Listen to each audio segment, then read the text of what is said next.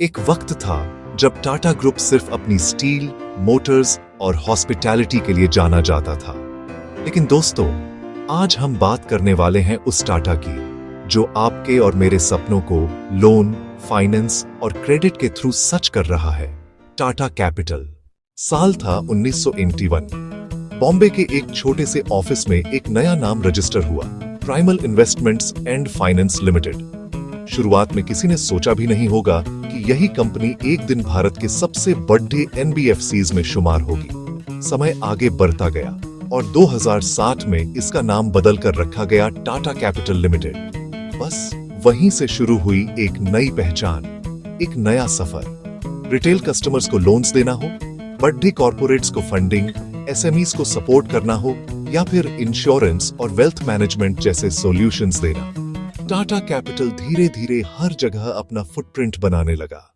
फिर आता है एक बड़ा मोदच, 2025 का साल। इस साल टाटा कैपिटल अपने अंदर मर्ज करता है टाटा मोटर्स फाइनेंस लिमिटेड को, और इस मर्जर के बाद टाटा कैपिटल बन गया एक full stack auto finance giant, जो देश भर में पैसेंजर और कमर्शियल व्हीकल फाइनेंसिंग का किंग बन गया। और अब यही कहानी एक नए मोड़ पर आती है, स्टॉक मार्केट के स्टेज पर। हाँ दोस्तों, अक्टूबर 2025 में भारत का शेयर बाजार एक नई कहानी लिखने वाला है, जब टाटा कैपिटल अपना आईपीओ लेकर आ रहा है। यह आईपीओ होगा RS1511 करोड़ डीएच का मेगा इशू, जिसमें 2 चैप्टर्स होंगे। एक fresh issue RS6 46 crore DH का और दूसरा offer for sale RS8 665 crore DH का। जो इन्वेस्टर्स इस कहानी में हिस्सा लेना चाहते हैं, उनके लिए मिनिमम टिकट है एक लॉट 40 शेयर्स, जिसका खर्चा होगा लगभग RS1496। आईपीओ खुलेगा 6 अक्टूबर को, बंद होगा 8 अक्टूबर को और लिस्टिंग होगी 13 अक्टूबर को बीएसई और एनएसई दोनों पर। लेकिन सिर्फ आईपीओ की कहानी समझकर फायदा नहीं, इंडस्ट्री का बैकग्राउंड भी समझना जरूरी है। एनबीएफसीज यानी नॉन बैंकिंग फाइनेंशियल कंपनीज। सोचिए, साल 2000 में इनका एयूएम सिर्फ RS2 ट्रिलियन था और 2025 तक बढ़कर हो गया RS48 ट्रिलियन। एकदम मीटियोरिक राइज। और क्राइजल का कहना है कि अगले 3 साल तक ये सेक्टर 15-17% के CAGR से ग्रो करेगा। मतलब कहानी अभी खत्म नहीं हुई, अभी तो असली कहानी शुरू हुई है। इस कहानी के बड़ी डेटी प्लेयर्स हैं Bajaj finance, Shriram finance, Cholamandalam, L&T finance, और इनके बीच एक स्ट्रांग नाम, टाटा कैपिटल।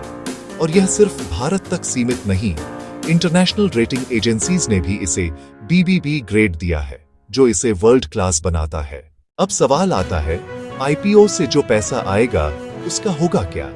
सिंपल है दोस्तों, टाटा कैपिटल यूज करेगा अपनी लैंडिंग कैपेसिटी को और स्ट्रैंग करने के लिए, अपनी बैलेंस शीट को और रिस्क फ्री बनाने के लिए, बोरोइंग्स पर कम डिपेंड रहने के लिए, और अपने ब्रांड और एक्सपेंशन में नया फ्यूल भरने के लिए।